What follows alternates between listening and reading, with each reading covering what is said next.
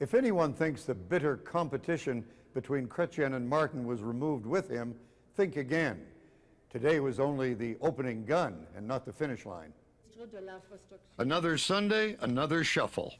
I, John Manley, do solemnly and sincerely promise and swear. It was the job he always wanted, but this wasn't the way he wanted it. Mr. Martin leaving is not going to be seen by many party members as a good thing. But at the same time, I think that it's important that the government functions well.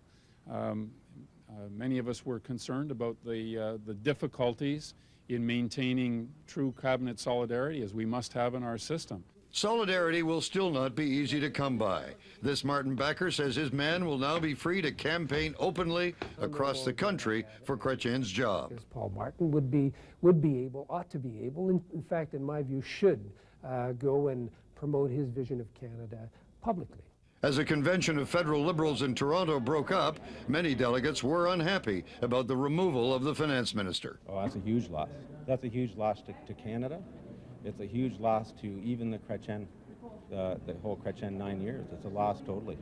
The leader of the opposition shares the view of many Liberals about Martin's departure. This is probably the worst example we could have of political and administrative chaos. Today's announcement has made a weak cabinet weaker, and it worsens the fundamental problems of this government. Although the new finance minister insists there will be no change in Canada's economic policy, a former prime minister says damage has still been done. Is hosting a major international conference where the world will be looking at us, and instead of striding with confidence into that G8 summit in Kananaskis, we're limping in. Ironically, the very strengths that Paul Martin built into the Canadian economy, its ability to survive shocks like 9/11, made it a lot easier for Chrétien to dump him today and for the economy to survive the shock of that. Lloyd? Craig, hard to know what the next shock may be, but what could be coming? What's the next act in this little drama? I think the stage may be set for a historic now rivalry between a sitting prime minister and a member of his caucus who is more popular with the party and with the country than the prime minister himself is.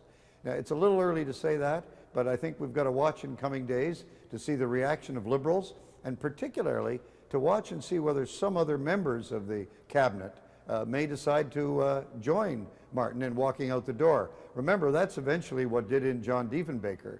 It was the fact that 4 or 5 of his key ministers quit.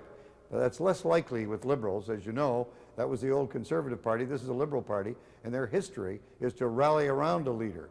And so Chrétien will now reach out to the party, reach out for sympathy, and expect the party to respond to that. But it's not impossible, Lloyd, that Paul Martin could put up such a competition between now and next February that Chrétien could get such a bad number in that review that he might be humiliated and forced to resign.